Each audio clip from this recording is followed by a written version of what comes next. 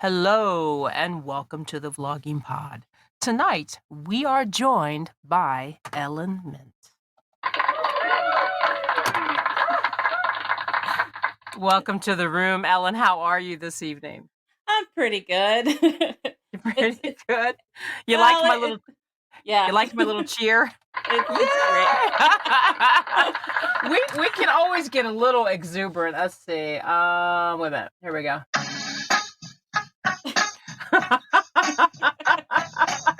We can always do a little music, you know what I'm saying? Let's see what we Need got. some of those like party favors. Just woo! Right? Yep. What else do I got here? There we go. We got a few things over here. So how are you this evening? Good. It's been kind of like windy, rainy on and off, which is always fun. Oh, whereabouts are you again? Nebraska. Nebraska. All right. Because we just got 80 today and it was glorious. Absolutely. I mean, we had a couple days of 80 and then it just went all the way down. and, Oh. and then it went cold and I was like, oh my gosh, I really want to move. There was like a week of 90 in April, and that one was like, no, too early. I'm sorry, too early. Can we at least get, because it went from like 40 to 90 and then it went right back down again. It was like too soon. I'm not ready for this. Did you get tornado weather after that? Weirdly, we don't get much tornado weather anymore. Oh, man. It's moved. We used to, like when I was a kid, like May was tornado season. Like every time at like 5 to 6, there was a good chance you'd have a tornado, but I haven't had one in a couple of years. Knock on wood. Yeah. Generally, and I better find a real piece of wood for this. Generally, we don't get them too close to us, but they have been in the area, so yeah. it's a little scary. Bad because it's like if you don't have the infrastructure for it, since we live in the alley, like we all have basements and everyone's trained how to do it from like kid up, but as it moves, it's like, ooh, no one's really prepared for it anymore. No. Yeah, we have a basement. We've got the little I guess where our pump is in the main house. But we have other pieces on our property. So like where I'm at, if a tornado comes, we're just done. We're just done. We're flying out of here, literally. And I'll probably try to do a podcast as I float by someone else's house. So as we drift away from the weather of me floating from my shisha out here, let's talk about adorkable heroes. Explain that to me. It's basically kind of the opposite of the alpha hole, where it's that sort of sweet but often dorky guy who doesn't necessarily say the right thing, or he isn't all dominant and domineering. He's the more charming, awkward one on the side. Okay. Where do you find this draw for that type of character? I mean, I've always kind of preferred that type of guy, and in some ways, it's kind of more fun to write, where they like kind of mess up and they have to double back and think about what they want to talk about, or they aren't just instantly perfect and they don't just sweep you off your feet, because it gives you more drama to play with than just, oh, I'm already Captain Perfect except for this like one dark thing you have to overcome. Instead, there's sort of more of a melding and coming together. Right. So would you say that your main character for your adorkable heroes, would you say they're more closer to reality? Um, I mean, that's always one of those hard things to say. I try to always have my characters like inject them, I guess, with reality.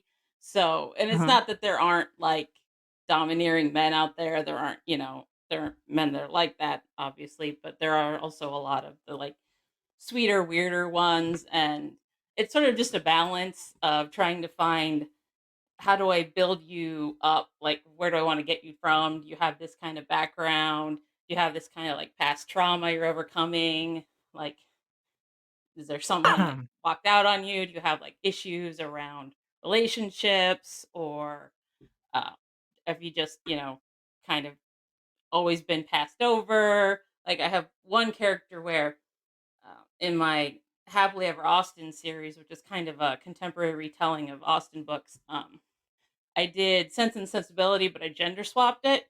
So it was Hmm. the guy that was like a super romantic lovelorn, and I specifically made him short. It's like you don't really get a lot of short, Oh yeah, you they're don't get they're all short tall. kings. Yes, they're Yeah, all and tall, and broad, and gorgeous. Yes, yes, I get you. And that's kind of like what I like to read. But yeah, whatever. yeah, yeah, I get it. And it was one of those where it's like in that series, I kind of like to do different. Like in Right. the first I one, which get is it. a retelling of Pride and Prejudice, the Darcy stand-in who I named Hardy was Hmm. he's older and he was kind of starting to bald and is like he was kind of a teenage music heartthrob when he was younger, but that sort of made him hard and like he just cut off from people.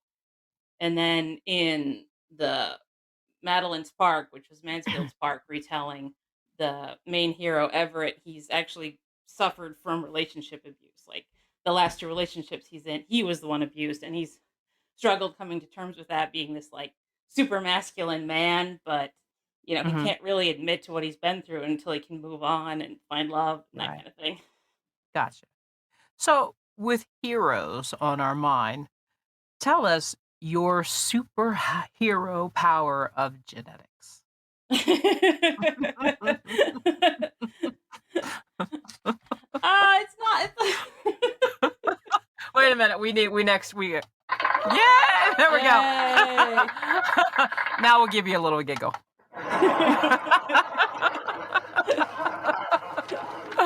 There you go. So, anyways, as we were saying, um, well, my background's in animal science, genetics kind of stuff. So I would do work on like dairy cattle and sussing out the yield.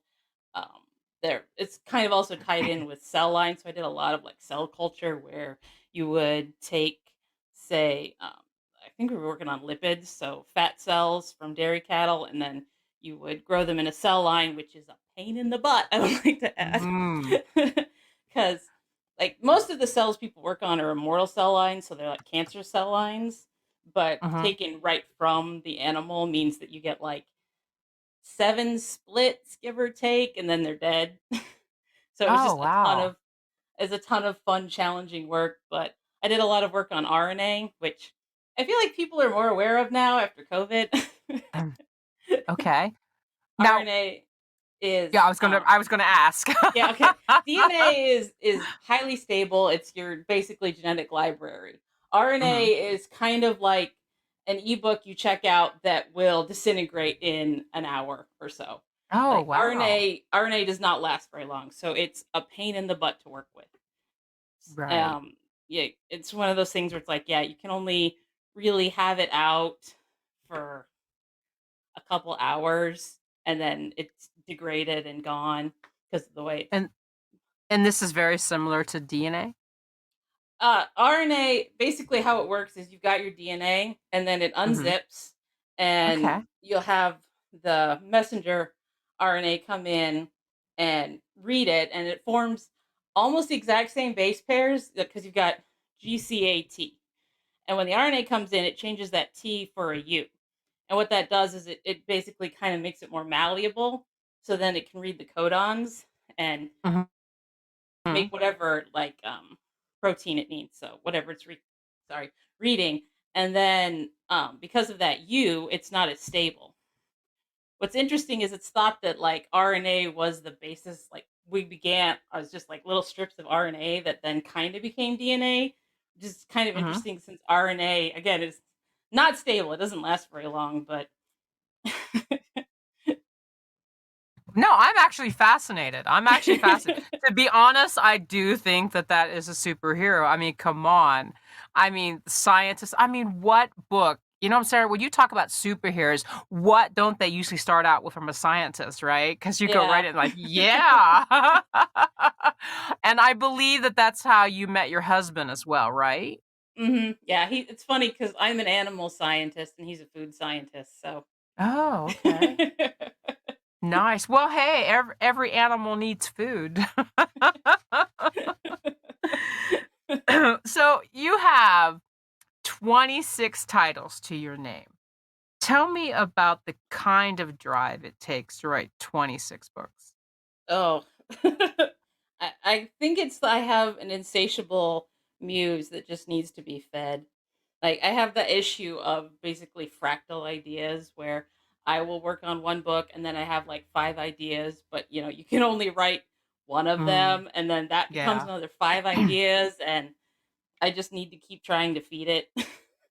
Right. But still, if you think about it, um, I'd have to actually think about the exact date that I wrote my first book. And this is me estimating because I would actually have Mhm. to go look. Yeah, I think I it don't was around, remember. yeah. Well, I think it was Oh, around 2010, mhm. 2009, something like that. And I've written 12, and I have 5 unfinished pieces of work. Yeah.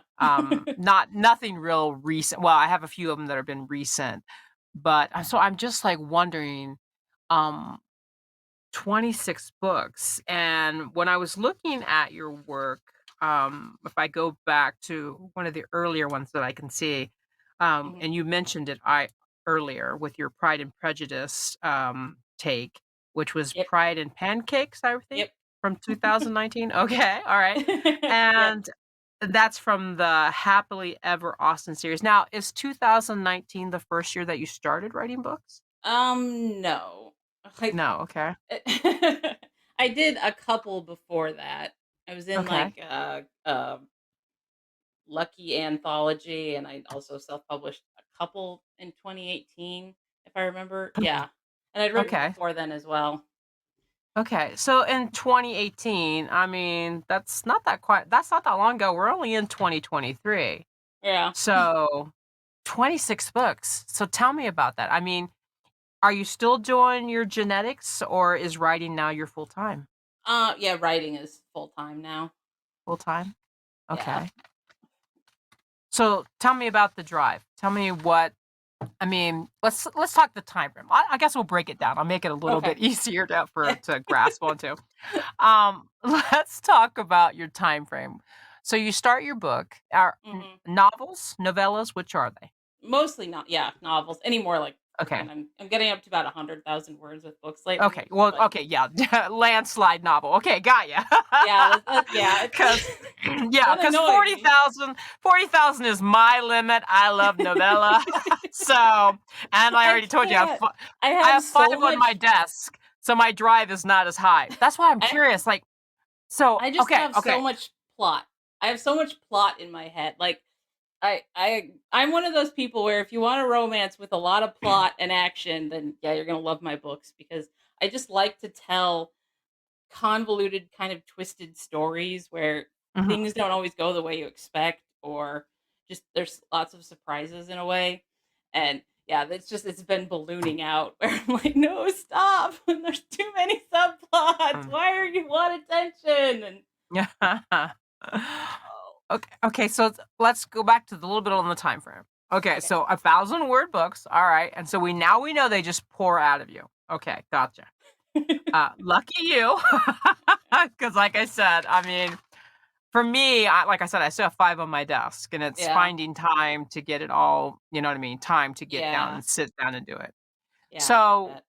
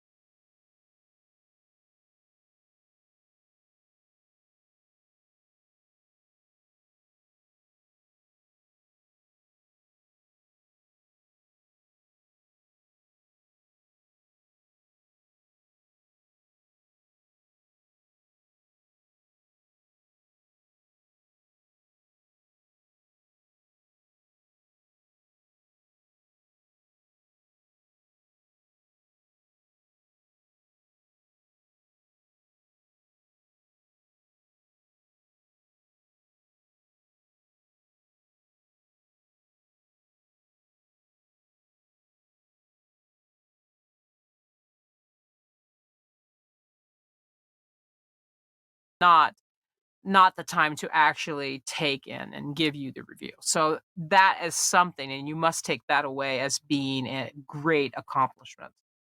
Am I right? I do have a wonderful art team, and it's like they're so great, and they help a ton. And I've done a few, you know, um, I did used to Right, use Book Sprout. I don't really anymore, but I run a right. few, arcs to get reviews, and I've had my newsletter for 3 years now, I 3 think. years. Okay. And Alright. that is one thing I'm like, if you're an author, get a newsletter. Like, holy cow, you have to do it.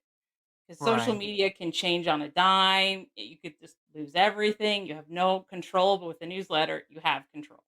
You can, right. and it helps you connect. Like, I love to just do random little questions. What do you think of this idea? Would you rather I write this book or that book? Is this just crazy? Who's your favorite character? Just to kind of get their ideas and thoughts, and it's sort of more fun that way. Um, right, I can see that. And what do you think of the feedback is? I mean, do you get a lot of feedback when you do the newsletters? I do sometimes. Oh, I feel like it yeah. depends on what questions I ask. Like, Right, if you right, ask someone to name your book, they're gonna be like, "Nah, that's too much work," because naming books is just the worst. right. Do you But find that it's helpful to be in a lot more of the groups? I mean, with 26 books to your name, looking at your review base, do you have a lot of people? Because I know people do street teams, they do authors upon authors helping each other with their work, you know what I mean, sharing the books in yeah, their stream. So do you find any of that helpful in what you're doing? I actually I run a couple things to help out authors. Like, I have a one little small group on Facebook. It's mostly with my publisher and people there, but I open it up to others to, like, Mhm. when you have a new release, I'll send out an email blast with like promo images and stuff, and then they can all share it on social media. And I Okay. also set up like giveaways. Um, Mhm. 4 giveaways throughout the year, and 3 of them are kind of fun because 'cause they're like countdowns. It started with, like, an advent calendar, so each day it was, like, a Ah. different author and a different book. So, it was Oh, like, well, okay. you guys get, like, your own giveaway, you get this whole day to yourself, and it's kind of a, all water rises all boats sort of situation, and Right.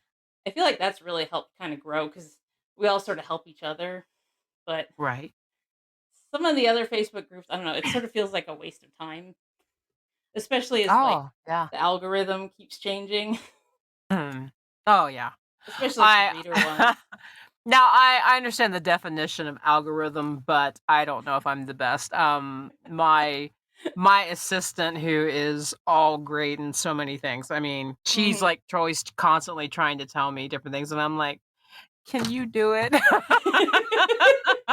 Yeah. I don't know if I really am getting this. And because she's like, she probably just rolls her eyes, like, yes, you can do it, and I will whip you. You do it. But she's great. I mean, her count on her accounts are awesome. I mean, Mhm. I'm very lucky to have her. I just want to brag her out right now because there are so many people fighting to have my PA, and I'm like, ha, I got her first. So let's. I want to back it up just a minute. Now my timer is going to go off, so I am going to try to stop it because it is really loud. Let's see. Okay, we got it at 11 seconds left Okay. because when it goes off, it'll blow your ears. Now, when you signed up with this, you had a book called Fang Screen. Okay, Mhm. tell me a little bit about the book and the series. I believe that it's involved in.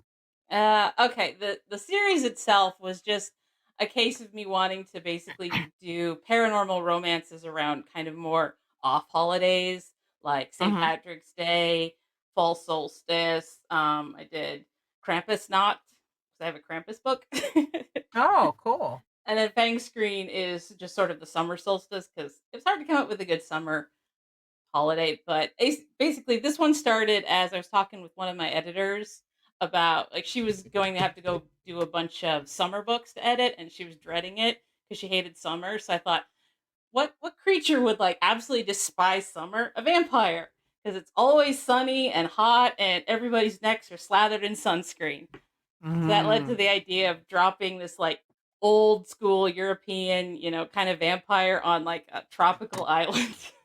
Oh, jeez. And he just hates it. He just despises being there. Like Jareth is just like the grumpy puppy kind of, character that's just seems to hate everything in life. And then he sees this like golden god guy just hanging out on his beach and he's like lost. He is so shocked and falls so deep into it and all of his plans to go back to his dark drafty castle are just gone.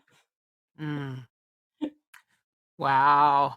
I love vampire books, so I'm really into that kind of stuff. I really am. I love supernatural things, and I love Mhm. the series Supernatural, just putting that out there. I'm a big Dean fan. Ah, Just going with Dean it. and If you Kaz. yeah, well, yeah, I mean, the Angel and stuff is okay, but Dean is my man, you know what I'm saying? It was Dean all the way, you Mhm. know?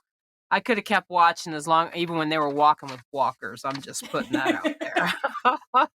There might be a Um, reboot, or they might like come back to it. well, I Show want years. it, I want it, I would be there, I'd be there, I would, with bells on, I love that, I love it. There's not a episode that I could say, "Oh my god, that sucked," I would not say Mhm. that, it's like, no, no. But I'm a real Sookie Stackhouse fan too, I would have watched that to eternity as well, so there you go. There's so much fun you So can have with paranormal because you can do anything, yes, Like yes, you're free to just do whatever. Like I just finished writing a dryad romance mhm, where I basically dropped my human main female character into this world of tree spirits, and mhm. it was kind of a lot of fun because I had to do like a ton of research on trees and then work like their biology and all that stuff into it and just invent new fun things that the trees do and it's like Oh, wow. freeing. Well, there's endless bounds to how you can create, Mhm. um, fictional in general, but sci-fi and paranormal to me because there's so many possibilities of creation, Yeah. you know? You can create your own world, you can create your own species. It's just endless, Yeah. endless bound. I wanna thank you so much tonight for being on, Ellen. Thank you so much for having me. It's been Oh, tons of fun. it was a joy. Thank you for being on. As I've been doing here lately, we're gonna talk just a little bit about an Amazon ad. I always like to find something different. And if you are a tea drinker, I love tea. Actually, I've got a cup of it right here with me if you can hear it jingling. This is loose leaf tea sampler. There's 10 varieties, 50 servings, 3.5 ounces, 100 GM tea variety packs, black, green, oolong, cha, white, brew as hot, iced, or kombucha. I've done the kombucha. I'm not a real big fan of that style, but I get this tea. This is 35% off. It's used to be $21.99 and now it is $14.39. As always, guys, the link will be in the bio. Thank you so much for listening, all of my listeners. As always, until next time, bye bye for now.